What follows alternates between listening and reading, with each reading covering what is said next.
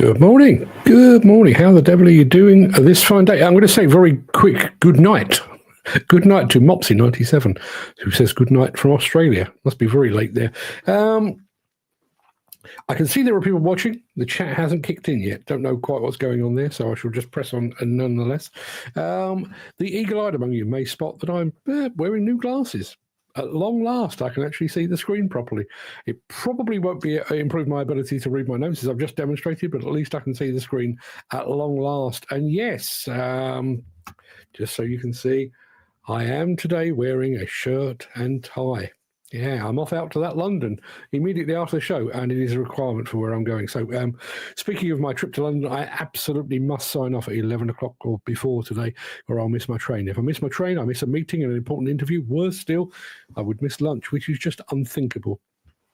So just for once, if you've got anything really important to say, maybe save it till tomorrow. Because otherwise I will miss my train and then everything will go wrong. So without further ado, and given the fact that the chat isn't yet working and I've got nobody to say good morning to yet, I'm going to roll the intro, post the question of the day, and get this show on the road.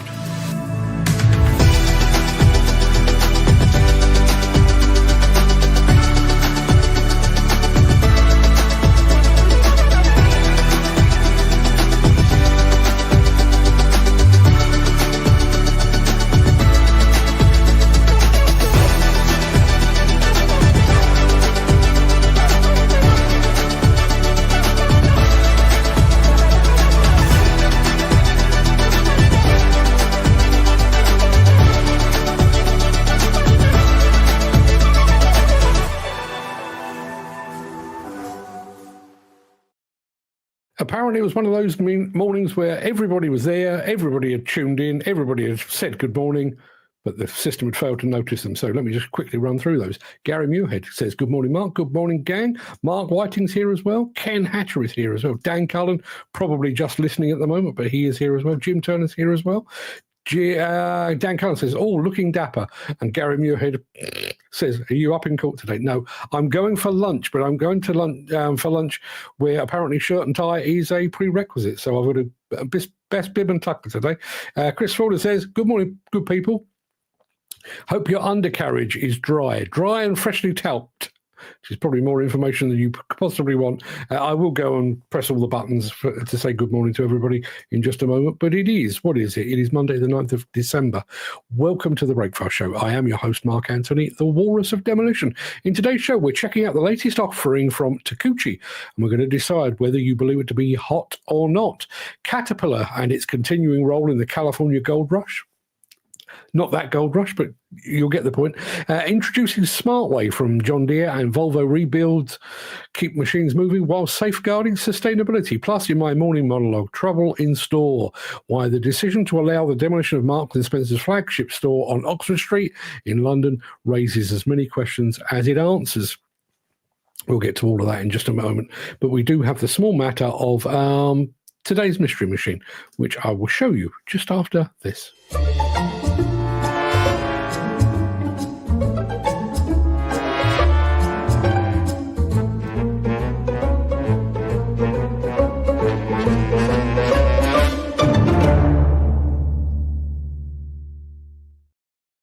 Yeah, now I'm not getting ahead of myself here, but we've had three matches, I guess, in the Mystery Machine so far this month. I've won all of them, and I've got quite a hard one for you today as well. Now, given the fact that our man Dan Cullen is actually tuned in, maybe I won't emerge with a victory today, but let me show you what you've got to work with. There we are. As I say, not the very straightforward on this one, I don't think. So if anybody's got any ideas, I'm looking for a make and a model. That's not the way we normally have that looking. That's much better. If you've got a make and a model for that, I would love to hear from you. While you're figuring that out, let me take that away just for a short while and remind you of our question of the day, because we've already had a few answers in on it, and I'll be back after this.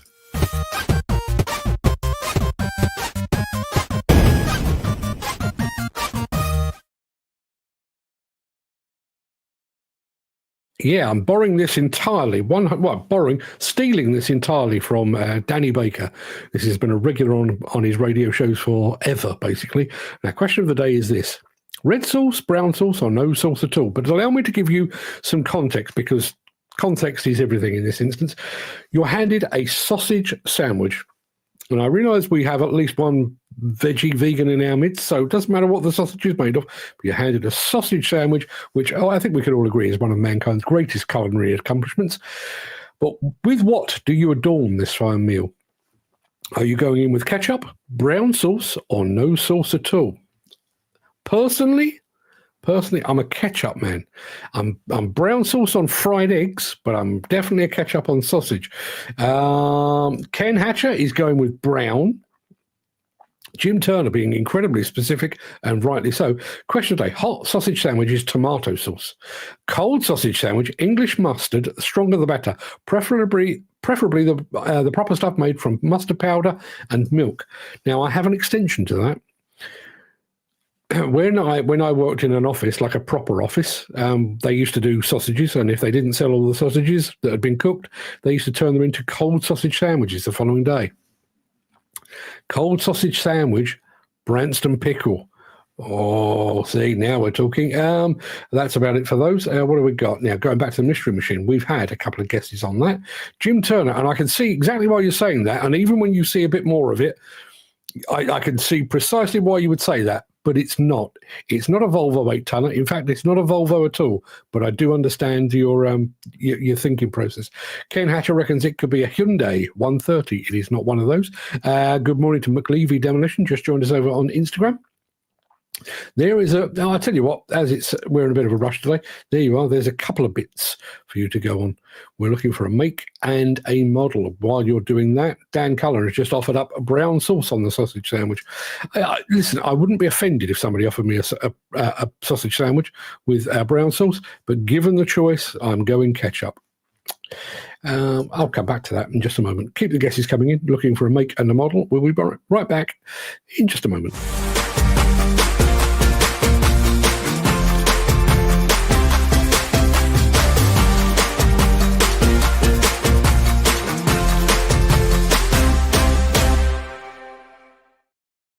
Okay, it's time for a bit of audience participation now. I'm going to show you a video of one of the latest Takeuchi mini excavators. And while you're watching this, I'd like you to decide whether you believe this to be hot or not.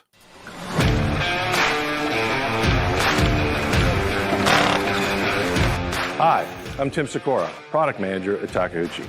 And today we're here to look at the all-electric TB20E compact excavator. These zero-emissions machines are built for performance, sustainability, and versatility. Its maintenance-free lithium-ion battery not only reduces your environmental footprint, but also ensures that you can work indoors or in sensitive areas without worrying about fumes or pollutants.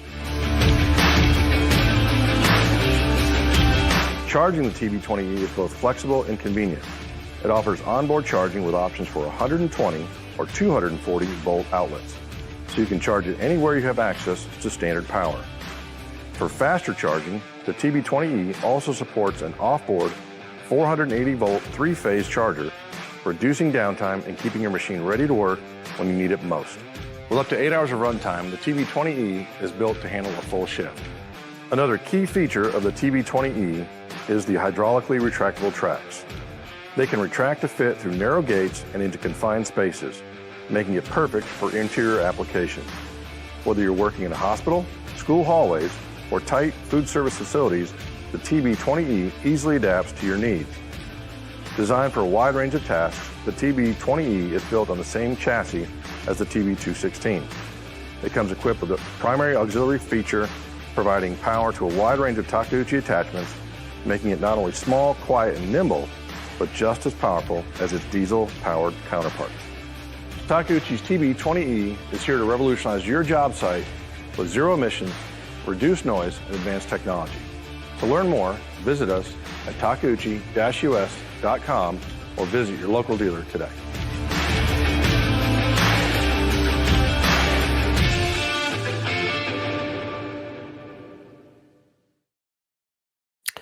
like to hear from you. This is the audience participation part. Do you believe that to be a hot machine or not? And I realise we do have our objectors to all things electric. Try to put that aside. Good morning to Parker McGovern over on Instagram. AM Site Solutions in the same place. Garvin over at Mostly Diggers. And Reckless Eric also over on Instagram.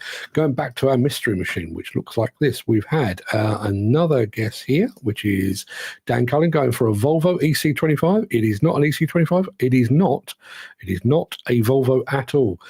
Gary Muirhead going for the Pell Job EB406. Good call, but not the right answer.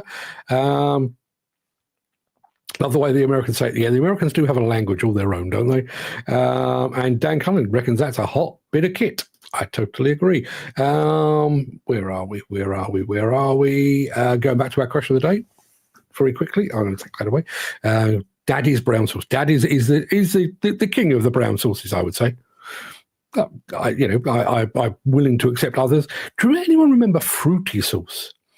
Can't remember who made it. May have been the same people that make Daddy's, but fruity sauce, that was always a bit of a joy with cheese and things. If anyone remembers that.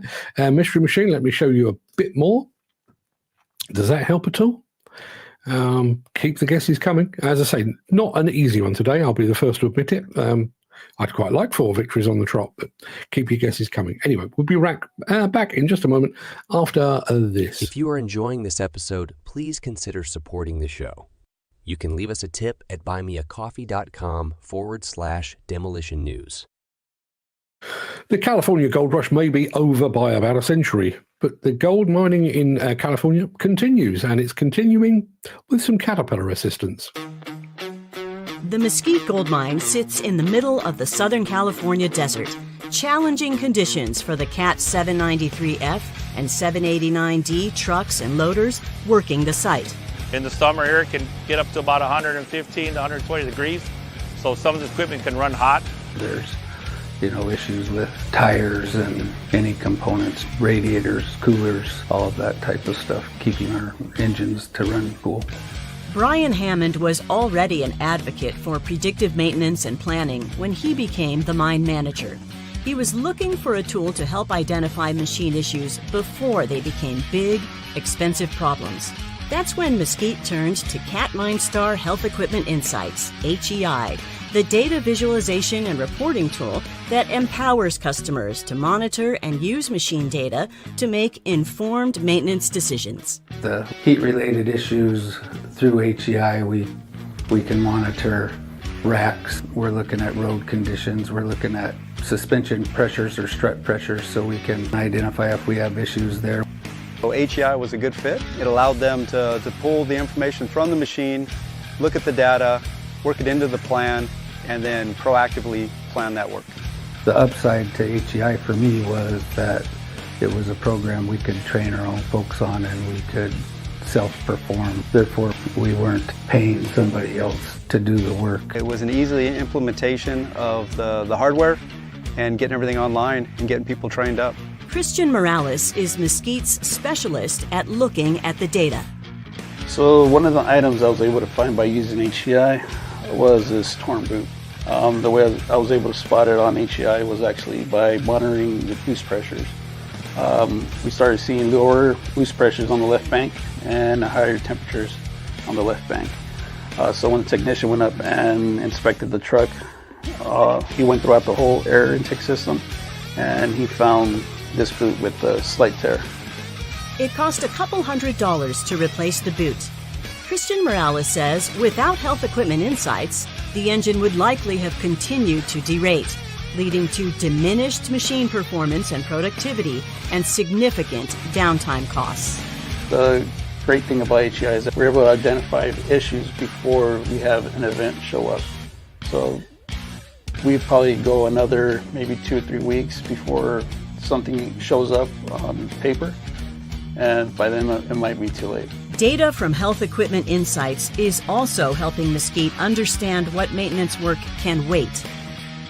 Air filter extension, we save $100 and something thousand a year just in extensions. I did a study last year We saved like $1.5 million in component life extension, and a lot of that goes through oil analysis, pulling plugs, but it also has to do with HEI and how we're running the machines. Anytime we can take a component past that PCR life and not add more money to the rebuild on the back end is a win for the client. After the implementation of health equipment insights at the Mesquite mine, there's better machine availability and less unplanned downtime. Our target before was an 85% on productivity for the trucks, availability, and then our equipment. We have put this equipment up to almost 91% availability for the year. So the HEI has been part of the group helping us get to what we need to be and be better. If you can haul muck to the pad, you're making the company money. So the higher the physical availability of the fleet, the better off the company is. And HEI has been a great tool of helping us maintain that physical availability. The value is one, it more than pays for itself.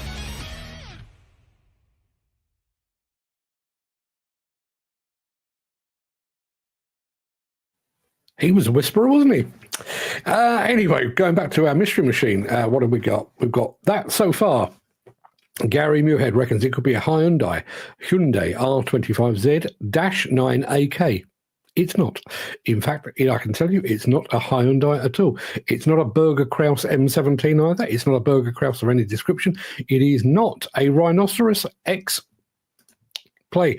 It is not a Rhinoceros XN50 either. It's not a Rhinoceros of any description.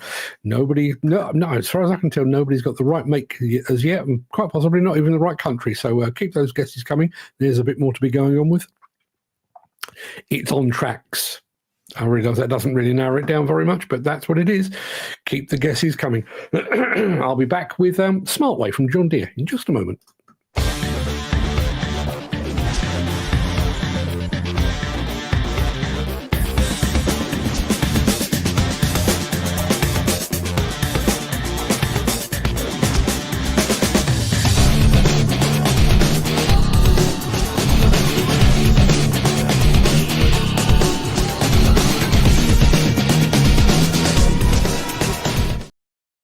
Mr. Garvin Mostly Diggers has just guessed that it could be a Shantway. He also says it doesn't look like an XCMG. It is neither of those things.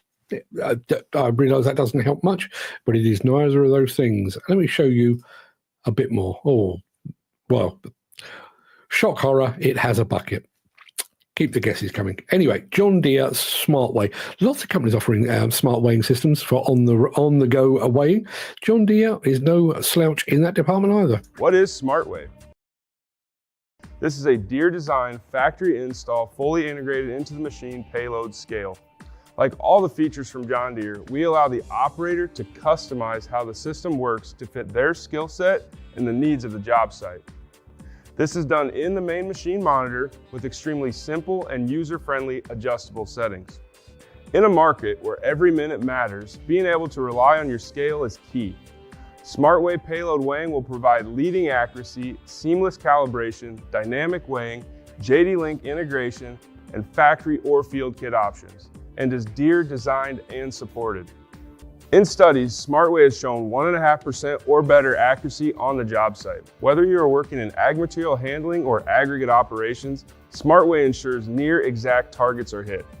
SmartWeigh takes into account Deere's expertise in our loaders' kinematic properties and exact dimensions. Unlike other payload weighing systems, SmartWeigh does not need a known weight to calibrate. The calibration procedure is only needed for the initial setup and can be done in under 5 minutes. SmartWeigh does not have a weighing arc to constantly raise and lower the boom to determine weight. Simply set the weight capture point between 15 to 90% and go to work. With the easy to follow and easy to turn on tip-off mode that is integrated into the control lever, this will save an operator time when getting to the final desired weight. SmartWeigh is fully designed and supported by John Deere. This allows for the function of the payload scale to be truly integrated into the machine controls. Using our multi-function buttons on the joystick for easy to adjust and easy to use operator controls. Any support that is needed for SmartWeigh is one call away through the John Deere dealership and John Deere's dedicated precision construction support team. SmartWeigh is also integrated into the JD-Link data, which allows you to look at all the data the payload scale reports out. This gets customers closer to their operation to access the data anywhere and not just in the cab of the machine. Whether the operation knows they need a scale or is wondering how payload weighing can help their operation, SmartWeigh has an option to support. This system can be ordered directly from the factory or on a trial basis. The SmartWeigh trial is good for 250 hours for a reduced cost. After that trial period is over, the decision can be made to upgrade to full, reactivate the trial, or simply leave it for a later date. There are also field kits available for machines that qualify. If you are looking for a fully integrated factory payload system or want to learn more about this system, contact your John Deere dealership. And remember, the best way to manage payload weighing on the job site is the SmartWeigh. John Deere SmartWeigh, very smart, as Dan Cullen says. Wow, yeah. Mystery Machine seems to have everybody flummoxed today. That's where it is. Gary Muirhead with the latest guess, going for a Komatsu PC55MR. It's not a Komatsu at all. That is the last bit that I can possibly show you without giving the game away entirely. So there is a slight clue there if you know the brand. If you don't know the brand, that's no clue at all. We've got one more film, and I'll be right back after this. Since the finance bill came into effect in April, the construction industry has seen a surge of fuel thefts. The rising cost of living has placed an additional risk of theft by employees and contractors, as well as opportunistic thieves. By using diesel dye and placing warnings of its use, you are sending a clear message that this is your fuel.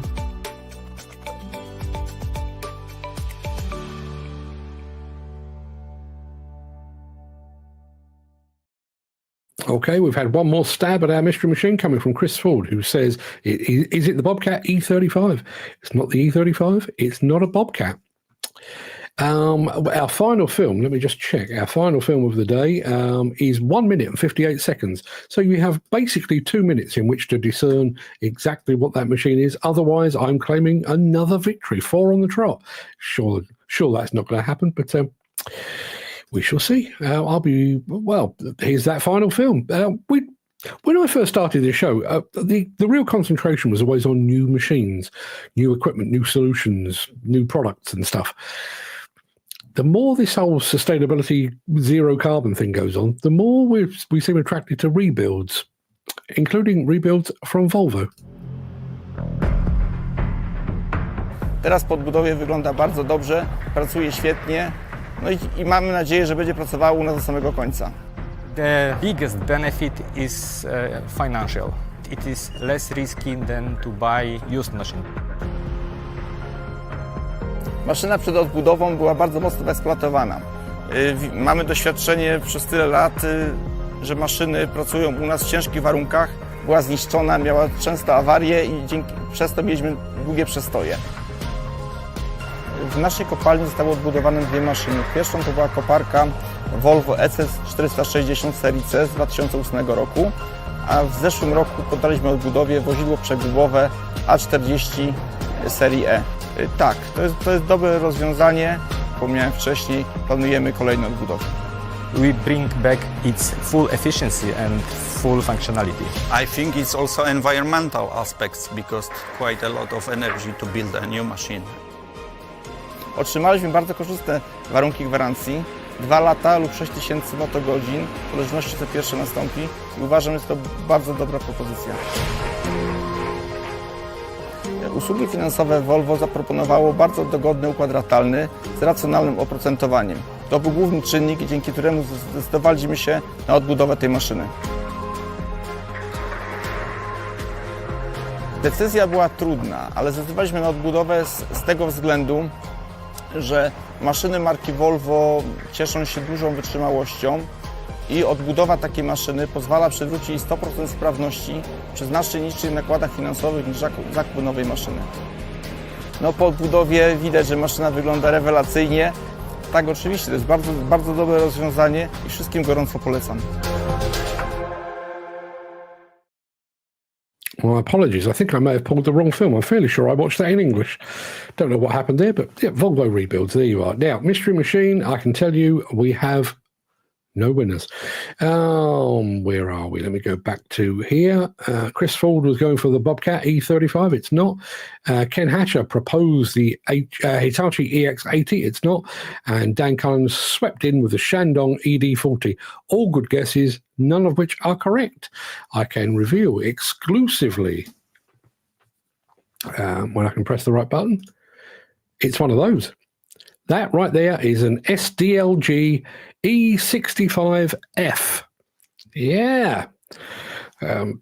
Which means it's like I'm setting these up just to score a few points myself, but I've won again. Yeah, absolutely have. I'm not going to gloat. I'm going to take that away. Jim Turner, going back to the Volvo rebuilds. This is what green plant looks like. If new machines were built in a modular fashion, they would be even greener. Yeah. Yeah, imagine.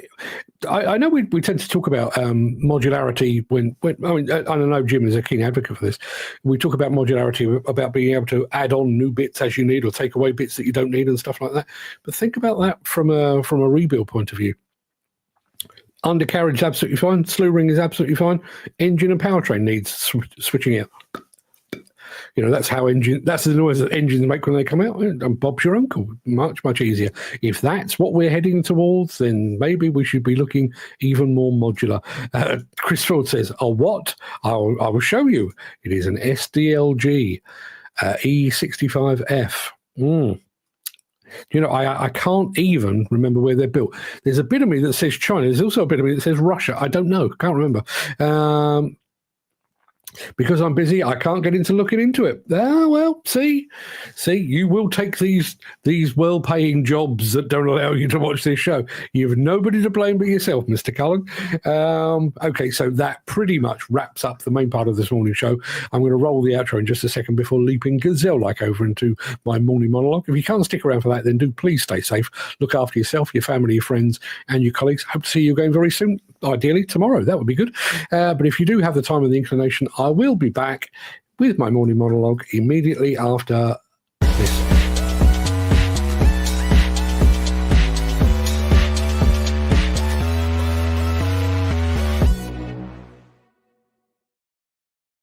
Rarely has the demolition and construction of a retail store been quite so divisive, quite so polarising, and quite so protracted. The proposed demolition of the flagship Marks & Spencer store on London's Oxford Street has been on and off more times than a hooker's undergarments. The store was to be demolished. Then that demolition was blocked over sustainability concerns. Then it was given the green light. Then the previous Secretary of State, Michael Gove, kicked the project to the curb once more, insisting that the building be refurbished instead to safeguard the embodied carbon it contains. And now, to add one further twist to a plot that would be dismissed as too convoluted by even the most trashy soap opera writer, Deputy Prime Minister Angela Rayner has switched the green light back on again. Now, the fact that the project was blocked by a Conservative government and then given the go-ahead by a Labour government is just another layer of divisiveness in this troubled tale of a project that had caused a schism even before the demolition equipment had been deployed. Demolition contractors, particularly the demolition contractors selected to deliver this high-profile project, will be celebrating Angela Rayner's decision. Environmentalists, meanwhile, will likely be crying in their carbon-neutral beer as what they will see as a slap in the face. Yet the divided political and environmental lines are missing a key element in a wrangle that has already dragged out over more than 3 years. It's surely clear by now that the should we or shouldn't we nature of this wrangle is not fueled by a desire to safeguard embodied carbon or by sustainable construction. There are no science-based targets in play here, nor are there any hard and fast rules about what is acceptable and what isn't. Embodied carbon in general and the M&S store debacle in particular has become a political football. Michael Gove's decision to hoof that football into Rose Ed was based not upon his deep personal concerns for the environment. Rather, he was playing to the crowd. He was attempting to score a political goal by mirroring the very vocal demands of the Guardian-reading, muesli-munching masses. Likewise, Angela Rayner has not signalled a reckless disregard for the environment or the planet in granting the project's go-ahead. Her still relatively new government swept to power with promises of new construction. By refusing permission for the M&S plans, she would have undermined the very foundations upon which her new government stood. All of which means that those in the UK demolition sector may well celebrate this project receiving the green light. But over the space of 3 years of legal and environmental wrangling, we've learned nothing.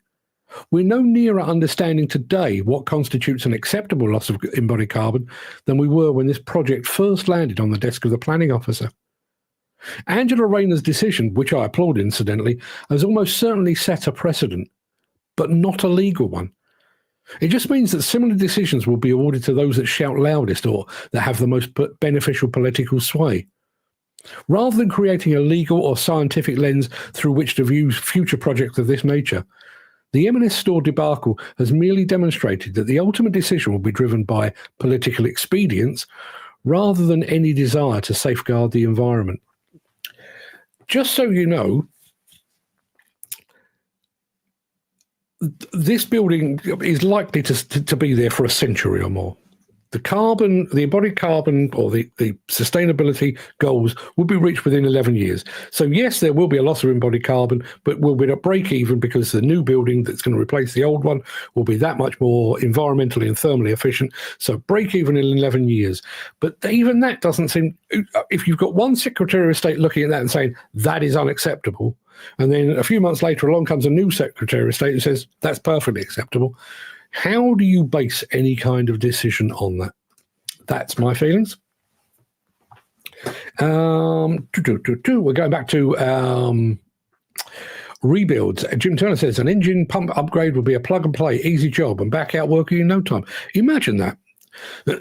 Imagine that. I mean, some of the smartest designs I've seen. And I'm going to go back to the very, very, very early. In fact, it may have even been JCB's first in-house venture into the mini excavator market. Excuse me. Because their mini excavators were so compact, getting into the various filters, dipsticks and everything else was very, very hard. Yeah, very, very tight machine, engine kind of crammed into place. So they came up with a system whereby the engine slid out. So you could do all your daily checks and everything else. You could top up your oil, just slide the thing out. Not, it wasn't record breaking. It wasn't, setting the world on fire. But that's the kind of thinking we need. Now, imagine if you could do that with a machine, slide the engine out, and then take the engine off and drop a new one in, or possibly dropping a battery system or a hydrogen fuel cell or something like that. Modularity. Jim Turner says that decision should only ever be a local government issue. Demolition rules in general going forward is a central government issue. Central government sets the rules nationally and local government abide by them. I think I get the impression with this one, as I say, I described it as a political football. I wonder if this hadn't been M&S, if this hadn't been Oxford Street, I wonder if the decision process would have been different. My personal belief is it probably would. I think this one has been used as a football. I think it's been used as a bit of a landmark and a test case. And as I say, I do genuinely think that Michael Gove kicked it to the curb purely out of political ambition, I guess, it would be the way I'd describe it. Whereas Angela Rayner, as I say, like them or loathe them, Keir Starmer has recently, it was Thursday last week, doubled down on the Labour Party's construction plans. So, they've kind of built the foundations of their government on construction. Can you be cancelling major projects like the real landmark, high-profile projects like this at a time when you're trying to promote it? Incidentally, and I did see this arrived while I was talking earlier, if I can just find it. I need to put it up on the screen because then it'll make more sense. Bear with me 1 second. I need to share my screen, and I'm sharing this one. Almost 24,000 affordable houses lost in office to residential conversions. The latest government figures show that 23,990 affordable houses have been lost as a result of office to residential conversions under permitted development in the past decade. New analysis by the Local Government Association warns. A total of 95,962 new houses have been converted from offices under permitted development rights, where full planning permission is not required since 2015. Without the need for full planning permission, there is no mechanism for local authorities to enforce affordable housing or infrastructure contributions from developers. To explain that in layman's terms, I think, given the death of the high street, given the need for housing and affordable housing, and this goes back to the previous government, so this is a Conservative Party issue.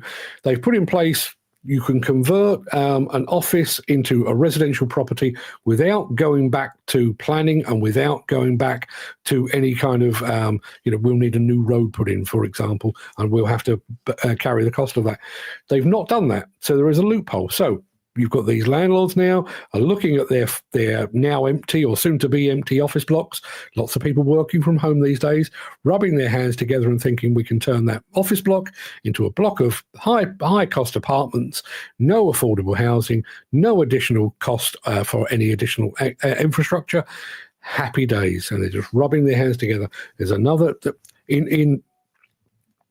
in our desire to make giant leaps, once again, we have left an enormous bloody loophole behind us. Jim Turner says it's, I think that's typical. Typical central government want to be seen to be doing the right thing, hoping for positive press. That's usually doing the opposite to what the last lot would have been done. Tit for tat, bollocks, politics. I also wondered about that. Yeah, I do wonder. I said I think Angela Rayner's decision will be driven, at least in part, by the fact that the Labour Party have set their stall out as being construction friendly and construction positive. But I also wonder if there was Michael Gove said no, I'm going to say yes, just to. I wonder. Well, I don't wonder. I do believe politicians really are that petty and that narrow-minded and that polarised in their beliefs. If the Conservatives say it's bad, then Labour must, by default, say it's right. I don't know. For the demolition contractor involved, obviously, good news. Good news. I'm sure it'll be a high-profile one. Not sure I'd want to be doing the demolition on Oxford Street. You're under enough public scrutiny as it is. But I think given all that's gone on, the 3 and a bit years that this has been kicked in and around courts and Parliament, I'm not sure I'd want to be doing the demolition on this, because I think you will be under very, very intense scrutiny. But as I say, I don't think this has given us any kind of clarity.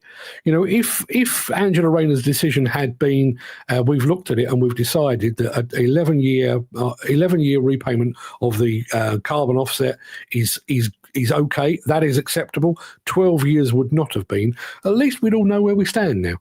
Instead of which, it's now going to be a case of every single time there's a major demolition project, somebody can play the embodied carbon card, and we go through the whole process again, possibly for years, months, taking up court time, taking up politicians' time, taking up unnecessary time across the board. And 3 years this has been in planning, or 3 years this has been wrangled. In 3 years, the demolition would be over and done with. The construction would be halfway through by now. If they'd have got their ducks in a row in the first place, this would be well on the way to completion. Now, whether Marks and Spencer want to suddenly shut up shop in the 2 weeks before Christmas, probably not now. But we could have been well on the way.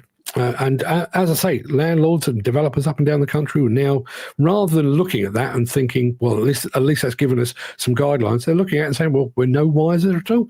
Did you see the maths? Excuse me. Excuse me again. Did you see the maths regarding the number of new houses Labour are going to build while they're in power? I've seen lots of maths, all of which seems to prove that they can't do it. I genuinely don't know where they got their figures from. Even skill shortage, material shortages, precedent in the fact that we've never built 300,000+ houses ever in the UK history. It's never happened, and yet that's the target they're setting, of 350,000. And then on top of that, even little fundamentals like houses often involve bricklayers. We don't have enough bricklayers.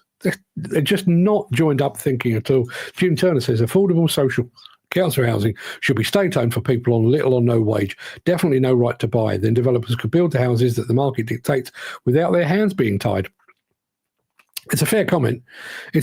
But then, you know, I don't know the actual figures, but I do believe we're probably still playing catch up from the big council house sell-off under Margaret Thatcher.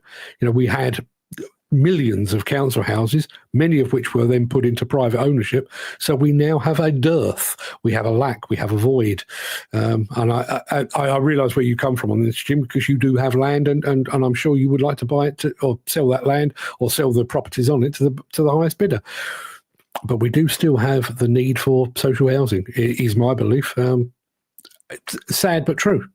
Sad but true. Anywho, people, I think that's going to have to do us, purely because I'm going to go and catch a train.